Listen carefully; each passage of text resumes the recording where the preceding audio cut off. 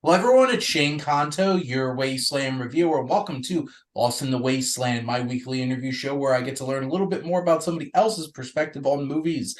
And for the third time, it's my buddy Rod from the Infinity Film Podcast. Rod, thank you so much for coming on. Hey, it's always a pleasure coming on here talking movies with you. I always love talking movies with you. I feel like I haven't seen you in a minute too. So it's good to see you again. I know. I It's know. just been basically what I see in our fantasy football chat on Instagram. Basically, Basically, in this league where I'm 4-7. I Could can be neither a confirm or comeback. I don't deny. know. Hey, look, you're still in the hunt for a playoff spot. That's the sad part of it all. But let's get things started. And before we jump in, Rod, would you like to shamelessly plug anything for our lovely audience? I would. You can check out the Dakota Johnson's new trailer for Madam Web out, and I'm just kidding. um, I cannot believe we didn't talk about that before we started recording. I don't know. I don't know how that happened. I don't know how that wasn't the first thing that you brought up. It wasn't the greatest trailer in the world, if I'm being honest with you. I don't even know why they're making this movie. Oh, wait, because it's Sony and they're stupid, but whatever. Exactly. Um, you can find me. Where can you find me, Shane? Oh, at the Cinema Gallery. That's my personal film page. The Cinema Gallery with three L's in it. And then you can find me and my good friend Benjamin Saunders on the Infinity Film Podcast, uh, where we talk about movies, TV, little TV, sometimes video games also, but mostly films. And Shane has been on quite a few, and I know we can't get you back on for the rest of this year, but 2024, I hope we can get back. Hope we can get you back on, my I'm friend. very much hoping to come back on at some point because Yeah. I feel like a jerk because I have to keep declining because this semester's slowly killing me inside. But more importantly, we're here for this interview. So, segue to my first question for you, which is very funny because I actually did this yesterday for my birthday. But if you had a whole day open, what would be the theme of your movie marathon, Rod? Shane, for people who know me quite well, like you do, you probably already know the answer to this question. Harry Potter, obviously. No, I'm kidding. It would be an MCU marathon, but I There you think, go. Shane, I would stop after Endgame, Far From Home, because that's the technically the end of the Infinity Saga. I think I would just show them that chunk of films and then just Mhm. stop. Not because I don't like anything post Phase Four or post the Infinity Saga, because I do. I like quite a bit, but I think the Infinity Saga just meant so much to me in my personal life that I think I Mhm. would, if I just do a marathon of those films, that'd be great. Absolutely. I it's a interesting thought to like take a step back and think about which ones do I want to watch right now, right Yeah. here, right now. So many to choose from. But now you have a friend, and this friend has never saw a movie before. What a thought.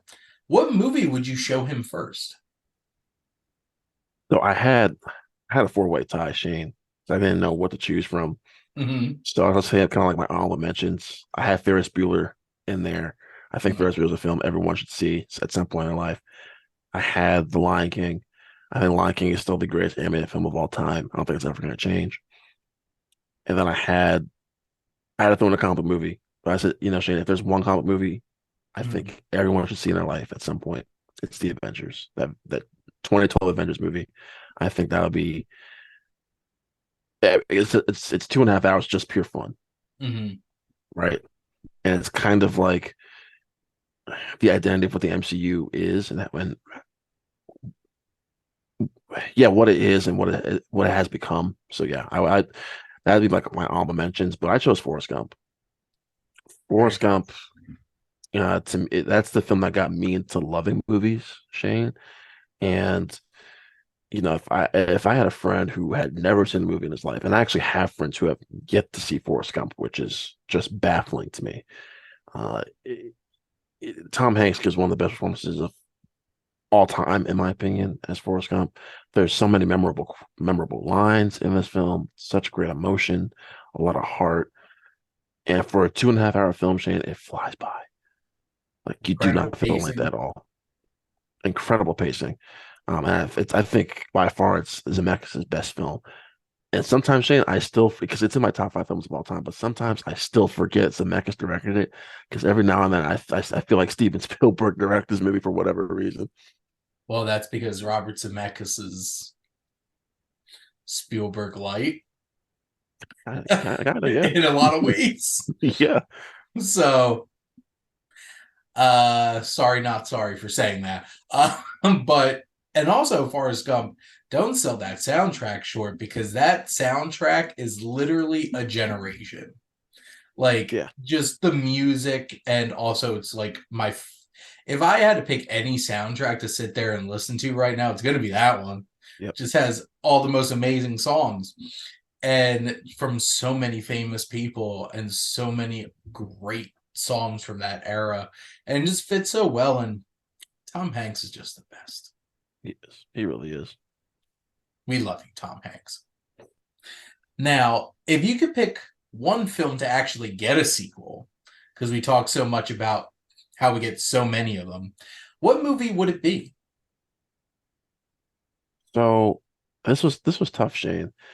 And I wanted to go with the obvious answer and say The Nice Guys because I feel like Shane, everyone wants it, or everyone who's seen The Nice Guys wants a sequel to that movie. The problem is not enough people watched it when it was in theaters. Exactly. Um, but I went with a personal favorite of mine, a comedy, and that's Dodgeball. I feel like it's very easy to do a sequel. I think we're getting one. They are still or said we were getting one. I don't think it's ever going to see the light of day. Uh, We will but have I to see love it. Dodgeball so much. And to see kind of like that whole cast reunited one more time for like another hijink dodgeball shenanigan adventure, whatever, that would be so much fun. And just seeing Ben Stiller, because I think that's still one of Stiller's best roles too. Nobody's made me bleed my own blood. And just Dodge, duck, dip, dive, and dodge. you gotta know the 5 Ds of dodgeball. It's just like you gotta get it down and you gotta hump it into submission. It's like, okay, Patches. They're just like, we had a pirate on our team? Steve, the pirate. R. Thank you, Alan Tudyk. It's so funny. The way, but My wife keeps bringing up this interview of him, and they're talking to him about doing Hey Hey, because of course. And he's yeah, like, I went to Juilliard. Just like voicing a rooster. But Alan Tudyk's brought so much joy. But yeah, I would love to see a Dodgeball sequel. much fun. I'm still surprised that we haven't gotten that, to be honest. Effing Chuck Norris. We have to see White Goodman in his cutting phase, Mm. getting back into shape to take down Vince Vaughn once and for all.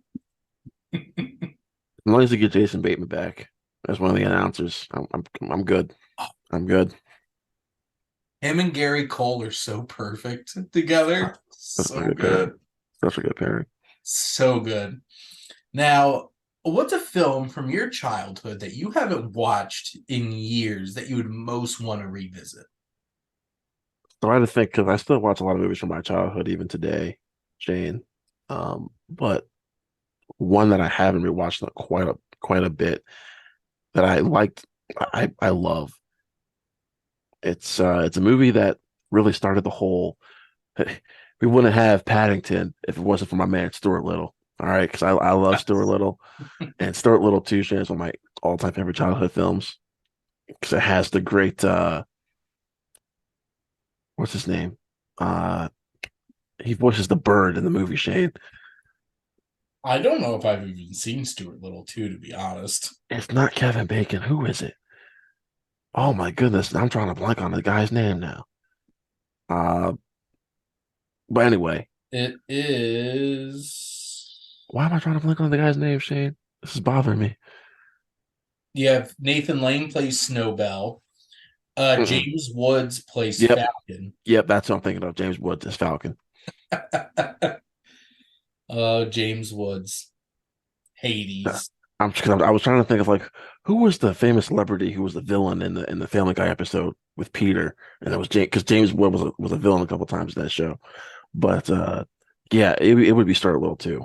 I still remember my parents taking me to see that film for the first time in theaters, and I had no idea what the hell was going on because I think that when the movie came out, I was 5 or 6 years old. Because I think it came out in 2002, if I'm not mistaken. So yeah, I would be 6 years old at the time it came out.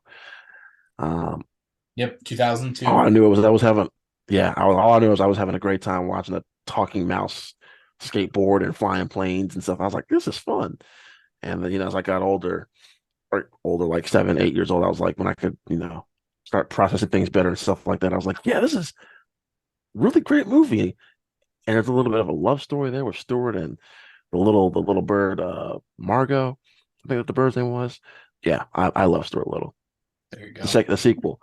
And I was hoping, speaking of movies, I hope got a sequel. I was hoping to get a follow up to that second movie, and we ended up getting some excuse my language, some crappy animated movie called Stuart Little Call of the Wild or something like that. It was really, really, really bad. Disappointing. We don't want It that. was. I do recall watching the first Stuart Little quite a bit when I was younger. I'm not gonna lie, that first Stuart Little scared the crap out of me as a kid because all those damn cats. Because I'm not a cat person. So many cats. Now, if you could visit a place from a movie, where would that be? Shane, I don't know if well, technically I actually can because it's actually an attraction now at Disneyland. But if I could like transform myself into the movie, technically the place has been blown up, and who knows if it's even put back together. And that's Avengers Campus, Shane. I love this. I speaking of my buddy Ben, he recently went on a trip to California, and he did the very cruel thing. I was watching football Sunday, and he was sending pictures of him at Avengers Campus. He's like, "Hey, eating shawarma." I was like, "You jerk, you jerk." I know. Wow, wow, I Ben. know. I know. I love my That would podcast be a really co-host. cool place to go. It Have would a be taco with with Scott Ant-Man. Lang. Yeah, oh, that'd be Yeah. great. That'd be great. You know what? Because it's funny because like I would want a person to live in the MCU, Shan, because so much shit always happens in the MCU constantly. Well, But to just be Rod, like, just think about it. They only film in Atlanta. Nothing actually happens in Atlanta. I think you'd be safe. I mean, it's right down the road, so yeah, I'd be okay. Yeah. I'm sitting here in New Jersey being like, stuff happens a lot in New York, and that's not that far away from me. Uh Not great. Not Not great. great at all. But yeah, the MCU is a dangerous place. And no, MCU New York is a dangerous place. It's like the worst place. It really is. So many things going on. Now, Rod, what's a film that you watched too young? That was a tough question, because I actually, when I was putting my answers on a Word document, I actually started listing off TV shows first for whatever reason, because I Mm-hmm. watched like a lot of TV shows way too young, and then it hit me. And I don't know if this was the first film I watched too young, but my parents were not happy when I watched it. And that was the South Park movie. My parents were not happy. Because I still remember because I watched it at a friend's sleepover, and I accidentally let it slip because my parents were like, "Hey, how was your sleepover?" And I was like, "Oh yeah, we did this. Yeah, we watched South Park." Parents like, "You watched South Park?" And I was like, "No." I had stepbrothers at the time, and they showed me South Park when it was a new show. Mm. Like it was the first season airing. I watched that Pink Eye Halloween episode while Oh yeah, I remember that episode. I was 6 because this was 1997 when South Park started. So I agree. Watch South Park way too young. But look, we're two completely perfectly functioning adults. And I don't know about you, but I still love a lot of South Park. So there you go. Oh, look, that's one of my comfort shows. Whenever I'm like having like a bad day or whatever, I used to turn on Family Guy or How I Met Your Mother, but if I need something really crude, I turn on South Park. I want her a woman, I want her gay, and I want her name. My favorite's still the Human Centipede episode. That's some of my favorite episodes. Not because of the Human Centipede stuff, but the stuff going on with Cartman and and the iPad. Oh my Can god. we get with the Toshiba handybook? There's just so many like, and now with the most recent season just having all of Randy's shenanigans with Integrity Weed. And I feel just like that they've really dragged that crap on. I'm not gonna lie. That needs to end. Sharon, can you come home, Sharon? It's okay, Randy. You made it longer than last year. It's like alone for 4 days. I'm just like, Did you watch the most recent special on Paramount Plus? the Pandaverse. Yeah, the Pandaverse. I'm not gonna lie, that was the best thing South Park's done in years. That was hilarious. That was The so good. four women who voiced them, like the four Mhm. main kids, were Yeah, amazing. I so love good. that. And So good. the whole thing is like, oh, so it's not really our fault. It's all Kathleen Kennedy. Kennedy. Oh my god. Which is so interesting now that they announced that Dave Filoni's taking over creative today. Yep. And I'm just like, Not mm. gonna lie, I thought the exact same thing. I was like, "Gotta watch Pandaverse again now." I'm like, correlation? Coincidence? Causation? I don't know. Seems coincidental. Sidebar here, Shane. I don't want to go too much on a tangent on this, but I don't know how to feel about this whole Dave Filoni thing. I really don't. I'm not saying I'm not excited. I'm just like, was he the best choice for the job? I don't know. I trust him. If this is purely just a creative thing and he's just trying to steer the ship creatively and the bigger storytelling, he's like the second coming of George Lucas. And George Lucas was great when he wasn't directly directing these films. Good point.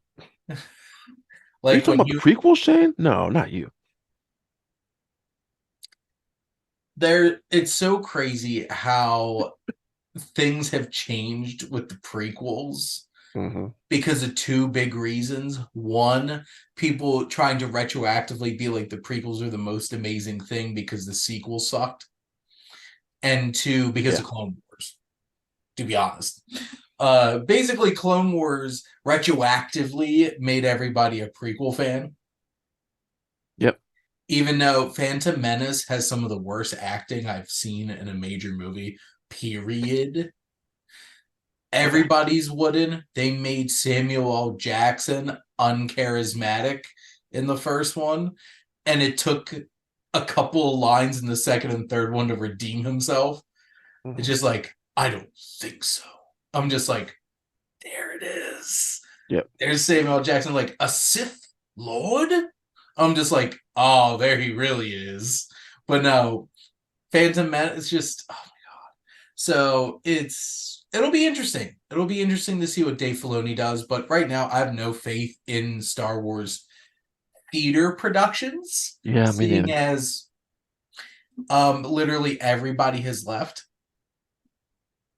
except for I guess Taika Waititi. Taika Waititi has like 8 projects going on right now. I don't even think he knows what film he's directing next, honestly. I'm pretty excited for that James Mangold one. That's gonna be awesome. I think If that's it going ever to be sees a the really light of cool day. thing. But we'll have to see. But you know, I really do think that South Park thing really messed with Disney a little bit. Yeah, So it I'm did. just like, maybe it actually made a difference. We'll Yep, find out. it did. If things don't get better, they'll turn on Dave Filoni real quick. That's how it works. Yep. But now, Rod, what do you feel like is a film experience that legitimately made an impact on your life? So Shane, this is my longest answer because I have a lot. Okay. So you'll have to excuse me for my answer. So I'll try to go through these as quickly as I can. Um, One is or not the first, the second Spider-Man, Sam Raimi Spider-Man movie, Mm-hmm. Spider-Man 2. Um, Still one of my all-time favorite theater going experiences. One, because I wasn't even expecting to see it that day. I wanted to go see it. It was kind of like a surprise. My dad was like, "Hey, we're gonna go run errands and do this stuff." And next thing I know, we're pulling into the parking lot of the Marcus Theater in Chicago, and we're off to go see Spider-Man 2. So that was a lot of fun. Still one of the great comic movies of all time. Not my favorite Spider-Man movie anymore, but it's still one of the best comic movies of all time. Um, Another one would be Polar Express. Also saw it when I was living in Chicago. Uh, Mainly because it's not the movie that got my sister into movies, but this was the first time I saw my sister visibly cry during a movie. Oh, Yeah, and she was only like 3, 4 years old at the time too. So just just having a good big brother moment, my sister and I had that was a really sweet experience for us.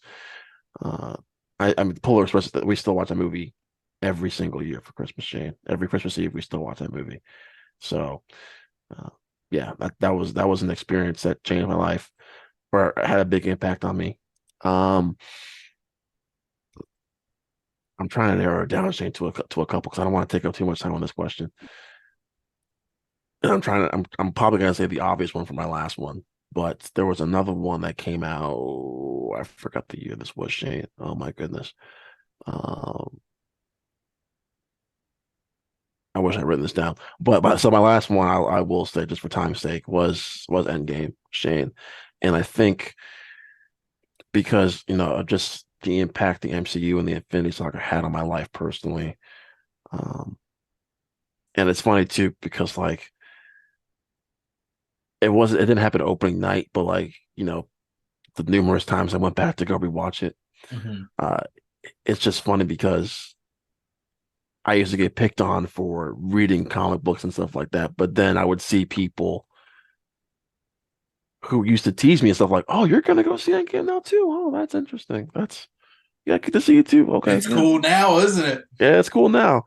So, but Shane, I don't want to say never, like never say never, but I don't think I'll ever have a theater experience like that again for myself personally. Just the amount of times I cheered and clapped and cried, that I don't. experience changed my life. I don't know if. I don't know if a film's ever gonna capture that again. Like, I I don't know know, Shane. Marvel's trying to like recapture it, Yeah. but Secret War is gonna have to be something else Which is for the it to thing, capture. because they can do fan service, but an end game that was earned, will it feel earned in Secret Wars? I don't know if it will. I don't know if it will or not. We'll have to find out in 2035 when Yes. Secret War finally comes out. Oh, I did remember my last one. I did remember my last one. It's a movie actually I didn't see in theaters, but it was a recommendation from my parents. And I've talked about it a couple times on our podcast, but Fruitvale Station. Oh dang. Yes. And it was because Shane, the subject matter was it's tough. It's tough. It's a tough film to watch. Mm-hmm. But for me personally, Shane, it's still my favorite Cougar film, and I think it's still Michael B. Jordan's best performance he's given.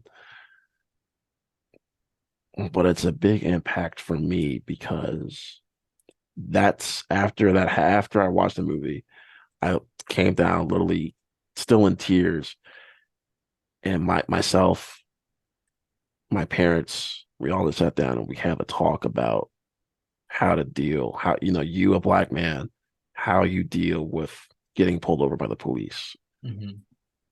And that conversation changed my life because past that conversation, moving forward from that conversation, I had been pulled over twice. Um, and handled that. If it wasn't for my parents, I don't know. I wouldn't have acted like, like a fool or anything, but just by having that conversation with my parents because of that movie, I acted in a manner in which I was okay to afterwards, like no issues at all. Mm. Was able to go home, no, just a dramaless stop by the police.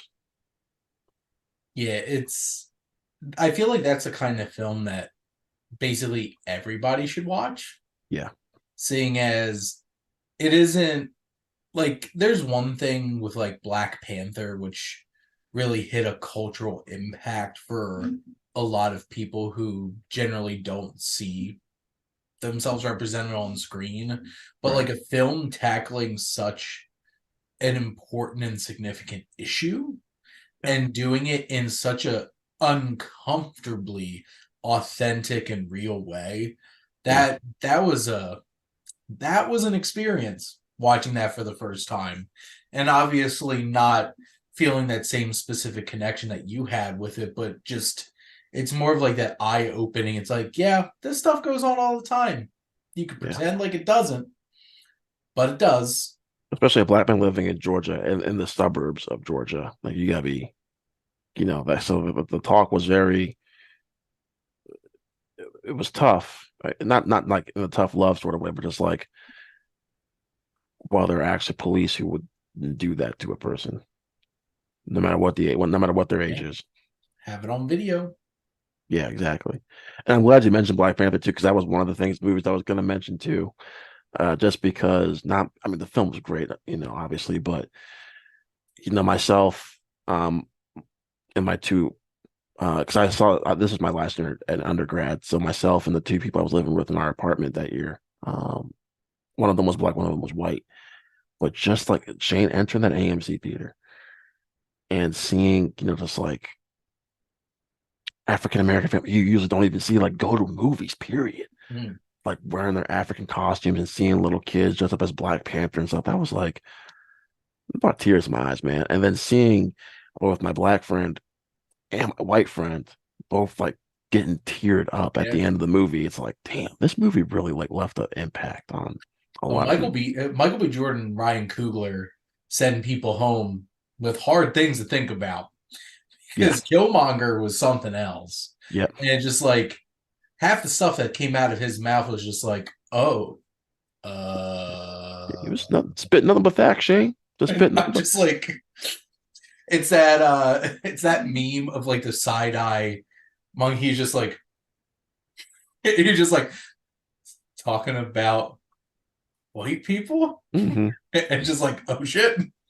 I hope Coogler and Jordan do another film together because they are one of the best director actor pairings we've had. I don't want to say the best, but they're one of the best right now, It's Shane. definitely it's such a challenge of I do have one other point I want to mention, but to this specifically, it's such a challenge when you get like a Ryan Coogler who knocks it out of the park with Black Panther, and then you're like, he's just going to be making big Marvel movies for a long time at this point, Right. and not also doing other films.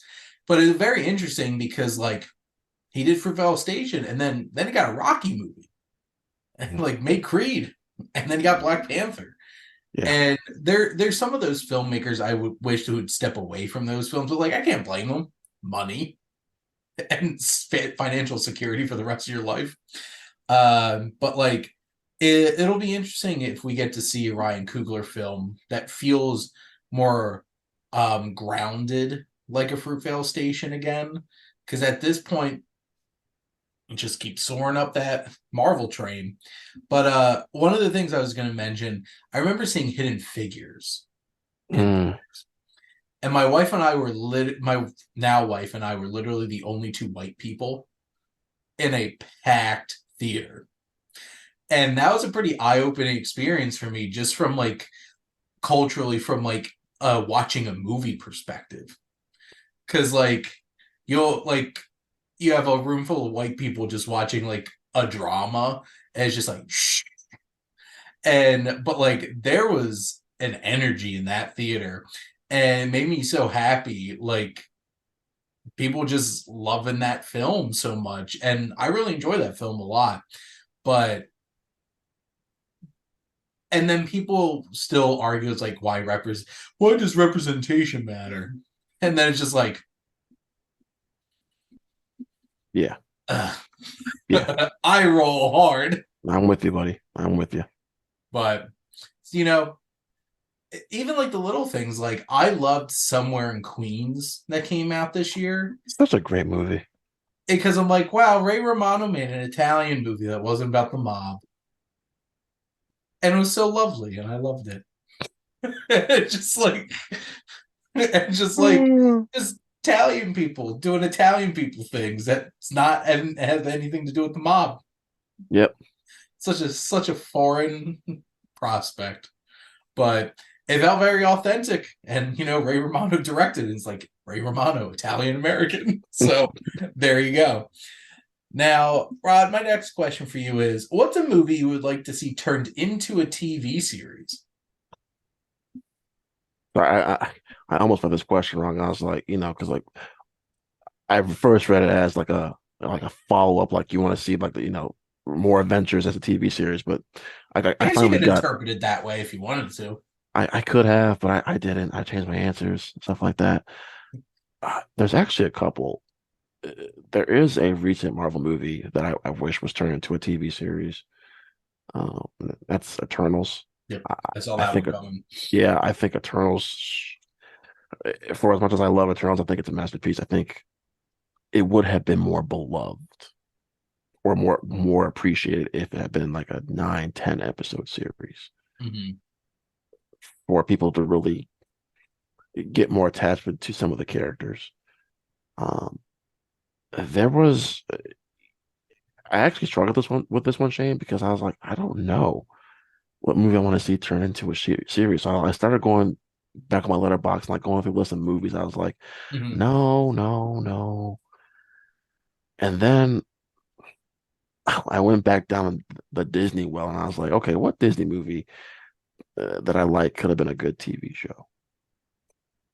Remember that movie in 2007 called Meet the Robinsons? Mm-hmm. That would have been a good TV series, I think. I don't know why. I don't know how you would do it as a TV series, I but you want could have more multiple Tom series. Selleck. Mm-hmm. But you could have literally like multiple seasons of that show of like Lewis in the future and going back in the past and like, okay, he came back in the present or he came back to his present. Let's see like him, in between now and in the future. Let's see what he does now. How does he change? Does he change anything? What does he do? That would have been interesting, I feel like. Well, it's usually the things I think about is like a lot of adaptations of like bigger source materials. Mhm. And we're definitely getting Harry Potter turned into a series. I do Thanks, not like Warner. yeah, I don't like that at all, by the way. It was bound to happen eventually. Because A we're reboot was all gonna bound to be happen. back together in Spaceballs 2, The Search for More Money. In theory, History of the World turned out to be like that's actually a fun idea in a TV show format. Mm. Did all the jokes hit as well? Probably not. But you know what? I still have fun with it. But it's one of those things where it's just like I think Eternals 100% should have been a show. Yeah. Looking back now, like they really needed more time with all those characters. And then it makes you think, I hope they don't just do an X-Men movie and just dump a whole bunch of X-Men in it. Like spend some time, like curate them a little bit. I'm glad you said that. If Chapek was still in charge, I that would have 100% had happened because Chapek was just throwing out, green lighting Disney Plus stuff left and right. Yeah. I'm really wondering if the revival of the 90s X-Men show, that's gonna be our X-Men. I don't know. That's a good question. All I'm gonna say is somebody looked a little familiar from that show in a particular after the credit scene recently. to a Marvel movie. And I'm going to casually move on, and we can talk about that later, Rod. Hmm. Now, Rod, what's your favorite film romance? Great question, Shane, because this is one of my favorite questions because I love rom-coms, so Mm. this was tough to choose. Um, there's so many great ones to choose from. Uh, you know, and actually, for as much as I love the comic book genre, Shane, I don't think there's a lot of great romances in comic book movies, should be told, truth be told, but there's like three or four that I really like. I think for me, my favorite comic book wise is Tony and Pepper. I think Mm. I love those two. There's Wade and Vanessa in the Deadpool movies. Those two are some freaky effed up people. They're perfect together, though. They really are. But I think my favorite Happy aside, Women's Appreciation Day. oh God, no, just no. But I think my favorite outside of Tony and Pepper is probably Garfield and Stone in those two Amazing Spider-Man movies. Probably they helped it. they had, no matter what you say about those movies, you Hmm. cannot argue that they did not have chemistry. Well, I mean, it did help that they were dating, obviously. Yes. Well, But I think that, well, were they dating before? I think they started dating after the first Amazing Spider-Man movie, if I'm not mistaken. But even the Yeah. first one, they had great chemistry. Yeah. Um, and then outside the comic book genre, Shane, I have a tie for like my favorite. My my runner up is Harry and Sally, obviously. I mean, how can you not, Shane? How can you not have those two? So good. So good. But I'm going with a movie that we are actually talking about because the director is getting ready to have his follow-up film come out in a couple weeks, and that's Jackson. And oh my God, now I'm drawing a blank on who Lady Gaga's character in the movie. I'm forgetting the character's name. Are you Is talking it about Oh, Allie. Starborn? Star is Born. Yeah, that's a Jackson and Allie and a Star is Born. Shane, the main reason why I love that movie so much is because of those two. From the moment they share the screen together, you're like, yeah, I feel it. And I didn't know Lady Gaga had that in her, Shane. Like she bought it. Mm-hmm. And truth be told, she was my favorite woman performance of that year. I thought she should have won the Academy Award. Same with Bradley Cooper. Their chemistry, Shane. Did wind up winning. Was Olivia Colman? Yeah, it was Olivia Colman for the favorite. I was really pushing hard for ScarJo, for definitely not a great romance marriage story. That was the year after. That was 29. That was 2019. Star Wars Born was 2018. Oh shit. Hmm. That was the year that the one that it was whoever played was Zellweger for Judy. Oh. Yeah, Hmm. yeah, Hmm. yeah. Not a fan. Not a fan. It was one of those kinds of performances where she was going for it, but the Gaga killed it. Yeah, yeah. For me to answer your question, that long answer that I always give on the show for some reason. Um, it's Jackson and Allie for A Star Is Born. That's my favorite film romance, you should say. I just my heart breaks for them because of all the stuff they go through. Sometimes I have to like cover my face. I still cover my face whenever the awards show happens because yeah, it's just have to watch. And then the when he's in rehab and he's giving that monologue to Lady Gaga, it's like, there I go, I'm crying again. And then he finally gets his shit together, and that shitty manager comes up and says that crap to him. I'm like, oh no, he's gonna do the thing, isn't he? that that film has one of the best edits I can think of in recent memory, of her performing at the very end and then cutting to him. Yeah. And it's just like, oh damn. And not only romance, but like that brother dynamic and goddamn Sam Elliott's gonna make me cry. Oh God, my favorite of them. They don't even say a word. He just dropped him off from rehab. He's backing out. Oh my God, Shane. I'm like, he's not saying anything. I'm sitting here in the theater seat crying next to my mother of all people. I'm like, what in the world? It hits. That movie hits. Still hits. Not one of the most impressive debuts from actor to director? Mm. Yeah, I now want to watch the movie for some reason. 11 o'clock. It's 11 o'clock at night, but I'm watching it. There you go. Where the hell is my Stars War? Yes, right next to all my Star Wars. My backup answer was Oppenheimer and Florence Pugh. I'm Oh just kidding. my. I'm just kidding. It's only problematic, just slightly. Just a little bit. And now, Rod, my last question for you is theoretically, you get hired to teach a film class. What films would be in your curriculum? Tim Story's fantastic. I'm just kidding. Uh, I'm going off script again because I have a document here, Shane. I, I had a document full of because I went through my letterbox and I was like, "Yep, that film. Yep, that film." So you know what I'm gonna do? I'm gonna go use that document and not delay this answer. Um, so for this one, I basically just went through like my favorite films of all time. So I chose Wolf of Wall Street. I chose Forrest Gump, obviously. I did put A Star Is Born on there. Nice. Uh, I put Gone Girl on there. Oh my. I put I guess a pure comedy, Shane. I put Napoleon Dynamite. I think that's one of the most underrated indie comedies of all time. Have your tots. And then I also put I don't know why I put that one movie on there. But for animation, I put Lion King and Across the Spider-Verse in there. Nice.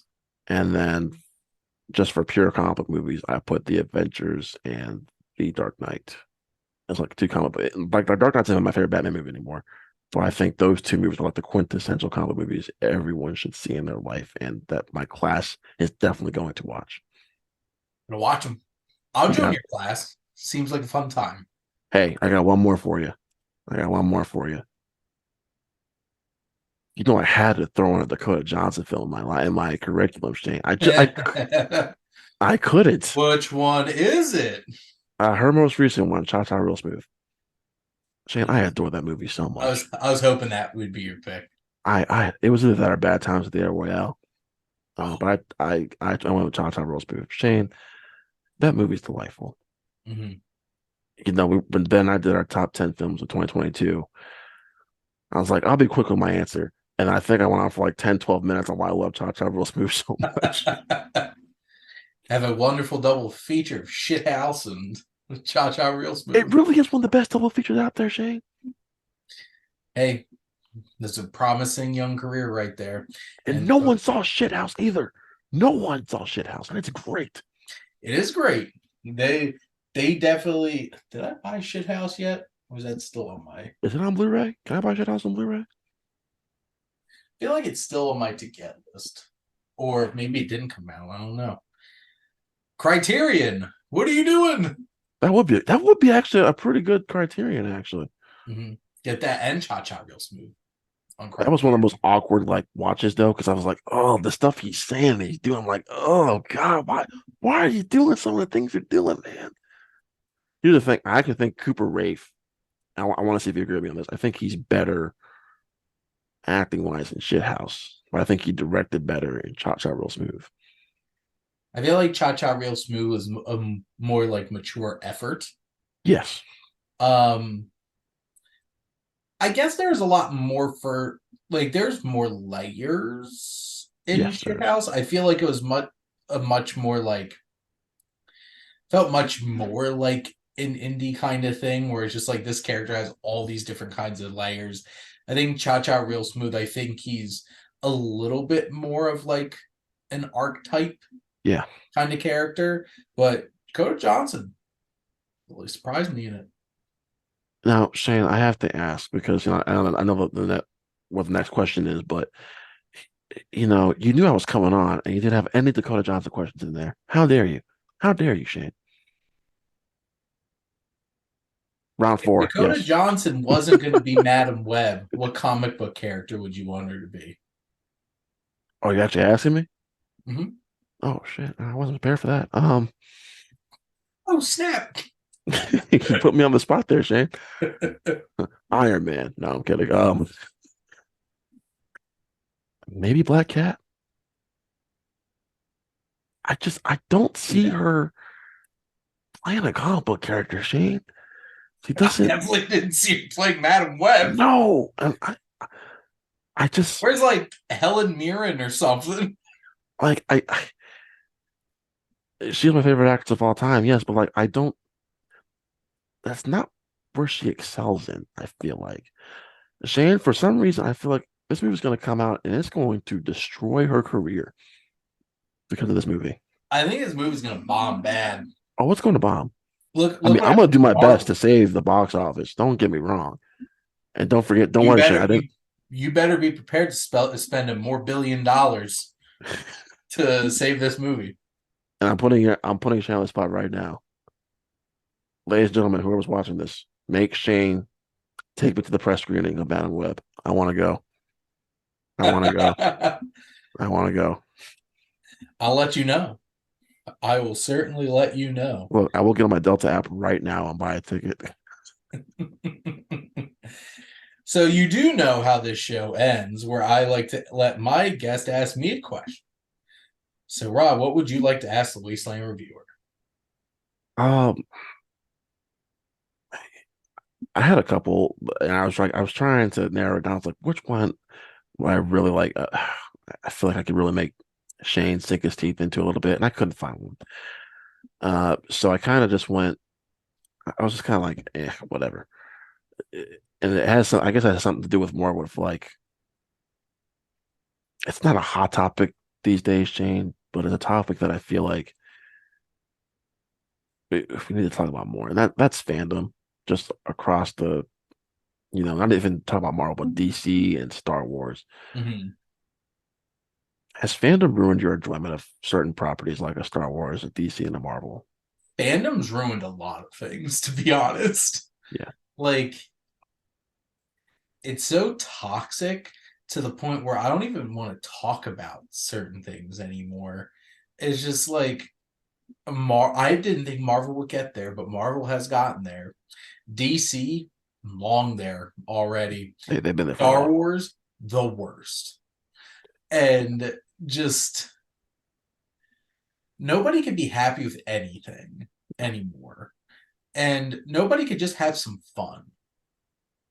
And it's turned a whole bunch of like, there's the really toxic fans who are like these martyrs for like their fandoms that will do and literally say anything in the name of like, do I agree with what Martin Scorsese's saying that comic book movies aren't cinema?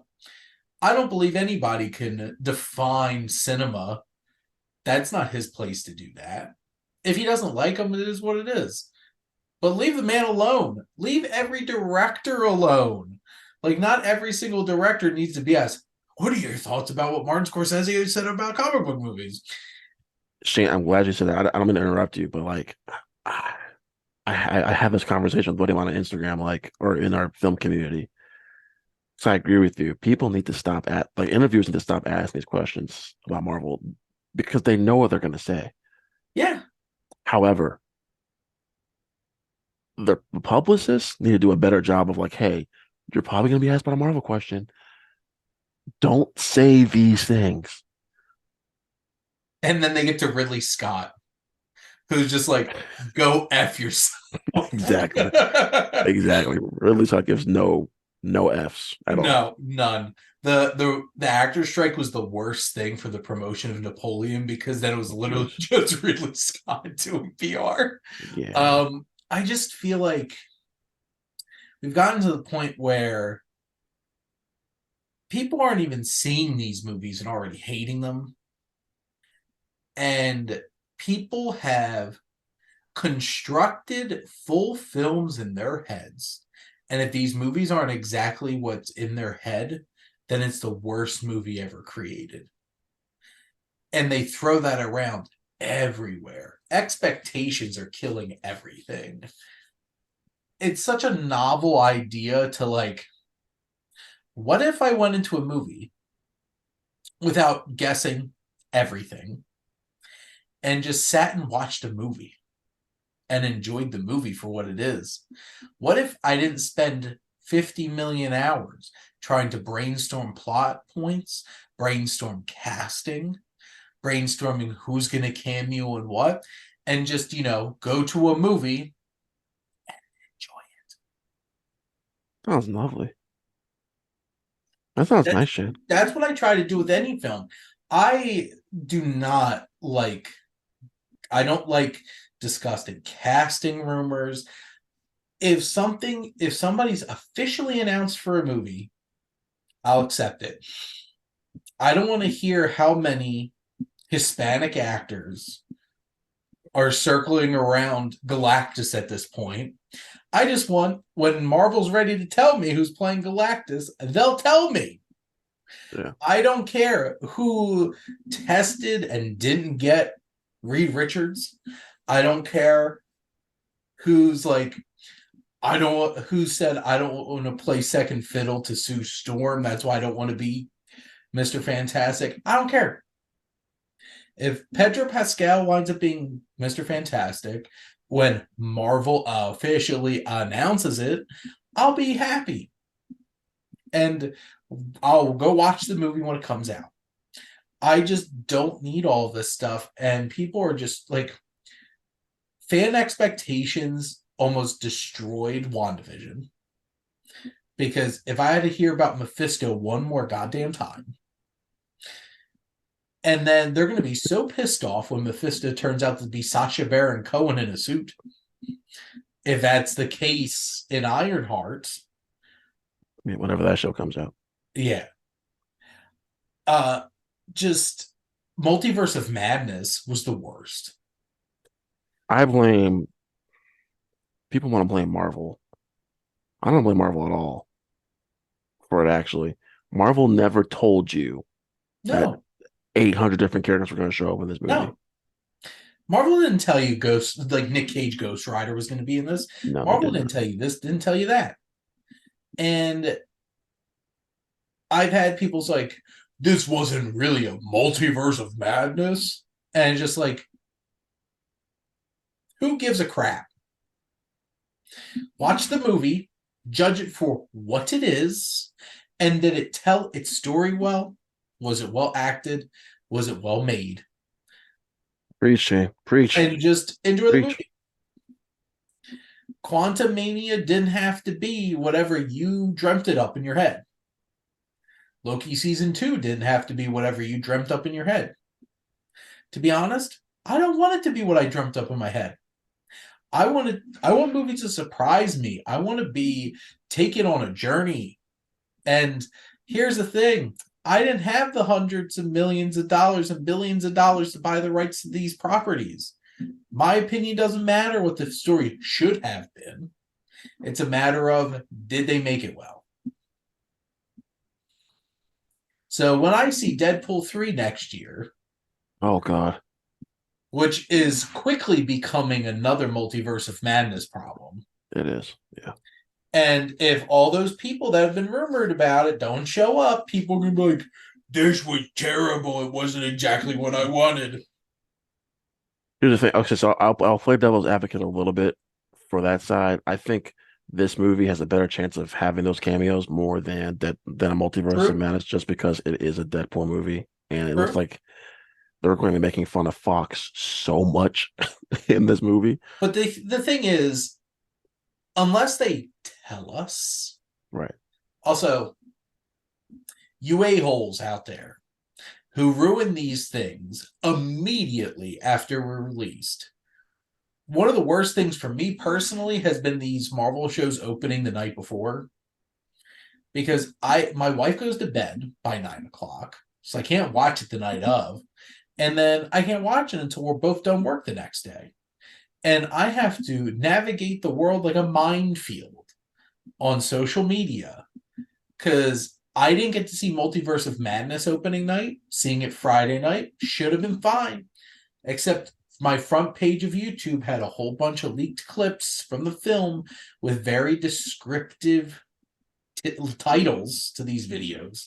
Like, spoiler alert at this point, Black Bolt kills Doctor Strange was a clip that was spoiled for me. And I'm like, what? You're all a bunch of assholes. Just watch the movie and enjoy yourself and move on and not ruin for everybody else. So that's fine because that happened to me with the Marvels recently. Not the actual ending of the movie, that was a surprise for me, but the actual post-credit scene. Um, now I because I'm still wrapped into MCU stuff. I read rumors and stuff all the time. Like Mm-hmm. this could be the post-credit scene, yada yada yada. I like listening to stuff like that because I like to theorize and all that stuff. Um, so I hadn't known that it was a possibility that was going to happen. And I was like, this doesn't make sense. This movie wouldn't make sense to do that, right? Come on now. So I want to say the night before, maybe 2 nights before, because it came out overseas before it came out here in the United States. Actually, I kid you not, I was just on YouTube watching it was either an NFL video or something. Yeah, it was an NFL video, just they're previewing a big game that weekend or whatever. And I wanted to watch the preview for it. And I scroll down and said, like, okay, what can I watch next on here? First thing on the recommended is the post credit scene, and I'm like, And I can guarantee you the thumbnail was somebody's face. yes, it was that person's face, and I was like, yeah, and honestly, Shane, it's been happening more and more and more, and as far as your fan expectations go, the one thing I do not like about Infinity War and Endgame is how it's everyone is expecting every MCU movie now to have all these different MCU characters instead of just Yeah, focusing on the individual stories. absolutely.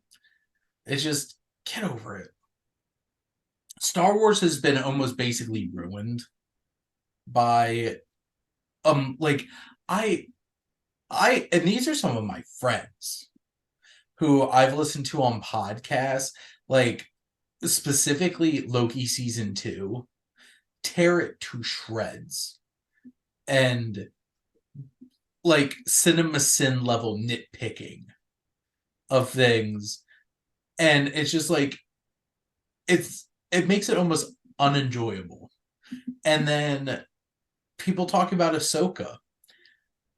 Like, how do you watch Ahsoka and not have a good time? I'm not gonna lie, I had a blast with Ahsoka. I thought it was gonna end up being one of my favorite shows of the year. Unfortunately, the last couple episodes didn't really work for me, especially the finale. The finale was a little bit rushed, but overall, I thought it was it was just a fun, like I said, it was a fun series. That was a lot. They delivered for the most part. Which, and here's the thing, it was 100% of Rebel sequel. Oh no, Like, no, that was basically Rebels season 5. Absolutely, if people 100%. didn't watch Rebels, then you're not going to get everything. No, no, And no. just because you didn't watch that doesn't mean that, like, I wouldn't tell you to go watch Endgame and be like, wait, I had to watch a bunch of stuff beforehand. Like, yeah, Okay, okay. I'm glad you brought that up because I don't want to drag this out too much longer, Shane. But like, that's a problem I've been having with reviewers who review these MCU movies and shows now. It's like, well, you know, there's so much homework to do. Hold on, we're in we're 40 projects deep into this now. If you're not caught up, you're just never gonna get caught up. If you're a movie or two behind, fine. But if you haven't watched an MCU movie since Homecoming, good luck. yeah. Um, That's just a lazy criticism in my opinion. Like, oh, there's just so much homework. The average viewer wouldn't be.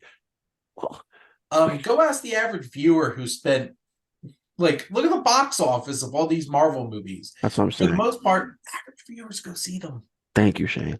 Thank you. Endgame didn't make that much money just by sweaty comic book nerds. Thank you, Shane.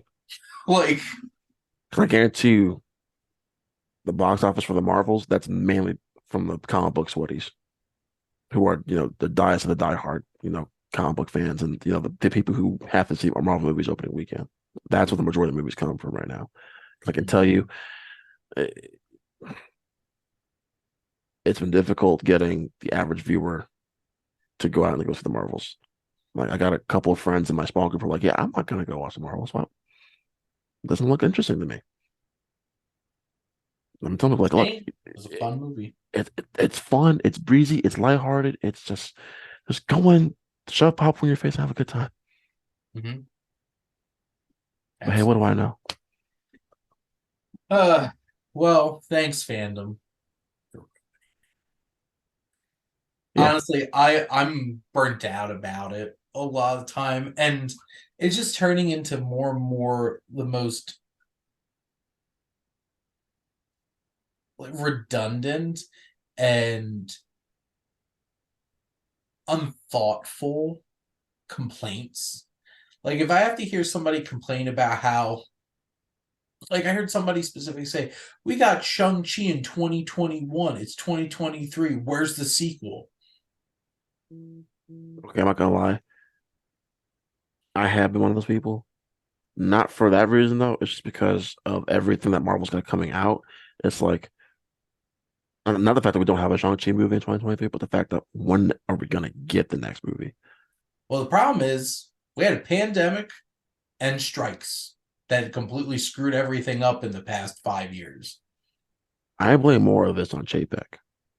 That also, I think Iger is still cleaning up excuse my language, the shit that Chapek did last year, or while he was in office, while he was in charge.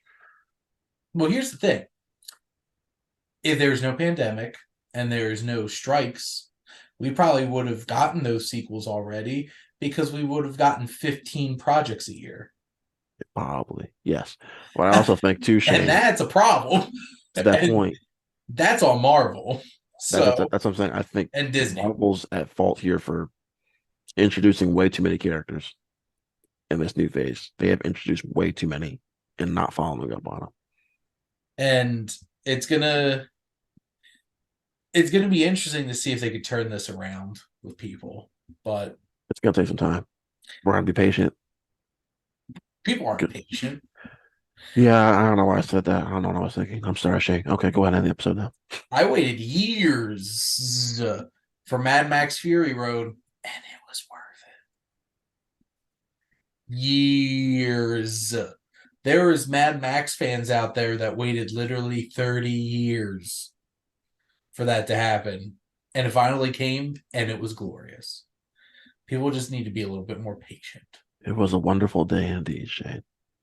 What a day. What a lovely day. Well, a And, lovely day. Thank you. I said and what wonderful day. a lovely time it has been talking to you, Rod, on your Oh, third round interview. Rod, thank you so much, as always, for coming on chatting movies with me. and it's always a pleasure talking to you, even though it's like late at night and we probably need to be going to bed soon. But it's always a pleasure talking to you, buddy. All I know is I'm off from work tomorrow. There you But go. thank you all out there for always tuning in and supporting your Wasteland Reviewer.